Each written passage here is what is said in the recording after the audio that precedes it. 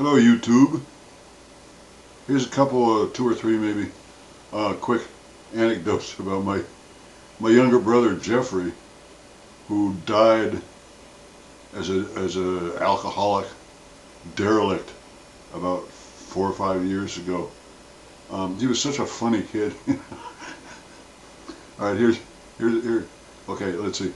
One time we were having spinach for supper. Okay, and Jeffrey just grabbed up a whole big fistful of spinach off his plate. It was leaf spinach, it wasn't chopped. And he went, "Popeye the Sailor!" He went, "Dan, dan, dan, dan, dan, dan." He was going, "Oh, oh, oh, oh, oh, oh," swallowing it. And my father took one look and he reached over and he backhanded him and knocked his head half through the wall. And then he grabbed the spinach hanging out of his mouth and pulled it. But half the spinach was hanging down Jeff's throat. And when he pulled it out, my brother went, and he puked all over the kitchen table. Oh man, he was so funny. Another time we went to the Beachcomber restaurant in Erie, Pennsylvania, on Presque Isle Peninsula, right at the mouth of the bridge. And they had this buffet dessert table, okay, where you got to make your own dessert with ice cream and all kinds of chocolate jimmies and stuff. And my younger brother liked those Red Hots, you know, those little Red Hot. And Jeffrey took a handful of them and put them in his little jacket pocket. And my father saw him and he said, "You goddamn thief." And he went over and he got a bowl of Red Hots and dipped the whole bowl in and slammed them down on the table and gave my brother a spoon. He said, "Now eat them!" You know. And my brother was supposed to take a big tablespoon and just, oh. And my brother was gagging down the Red Hots, and the manager, the manager of the restaurant saw what was going on, and he said, "Look," and my father said, "Pay your bill and get out." And the whole family got thrown out of the restaurant.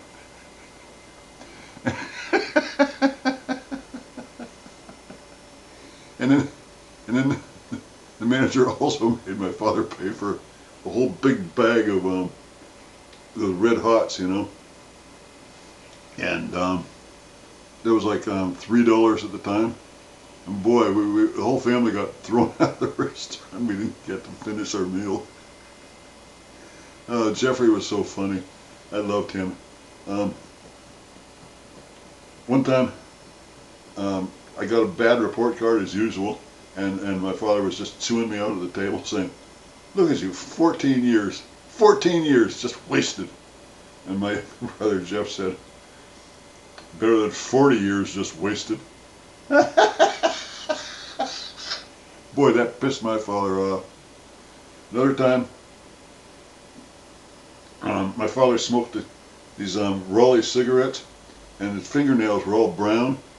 And he said, "Dad, how come your fingernails are all brown?" And my father said, "Oh, that's from nicotine and tar from the cigarettes." And my younger brother said, he said, "Is that why your toenails are all brown and curly?" He was such a funny kid. He was such a funny kid. And I don't know. One time, I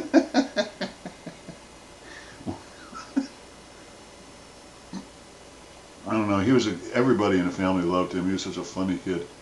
Anyways, he died after about 30 years of heavy drug abuse and living in the street, and they sent him to prison and up in Oregon, because they got tired of throwing him away in county jail over and over and over again. And they put him in prison for a year where he was beaten and thrown down the stairs, and they wouldn't give him his mail. They just kept telling him, "Your older brother keeps sending you his mail," and he said, "We can get him in trouble, you know." They accused me of, I drew a picture, and they said, "No pictures allowed," and they refused it. But he kept writing me letters, and he told me about conditions in prison. And I don't know what he said. He told me about, he told me a bunch of stuff. They never censored his letters, you know. He used to,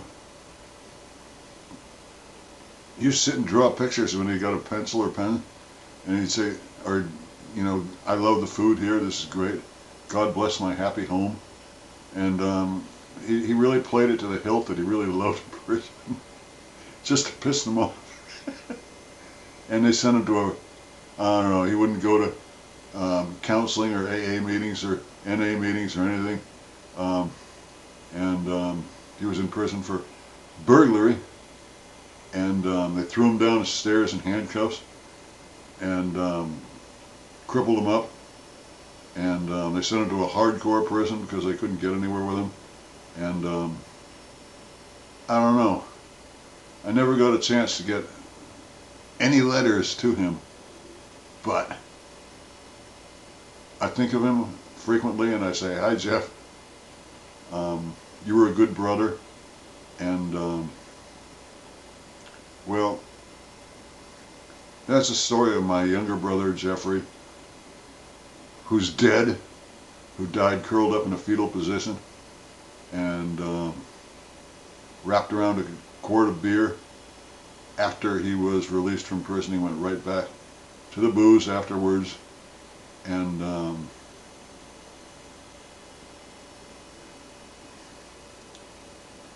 I'm sorry, they can't all be funny. Anyways, I hate prisons. I know there's a reason for them, but I hate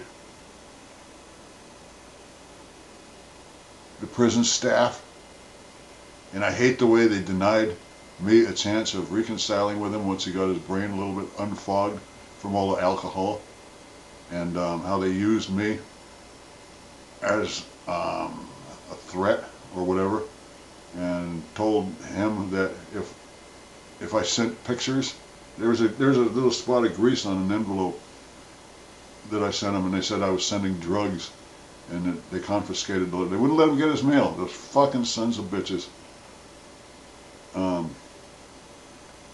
Well, talk to you later.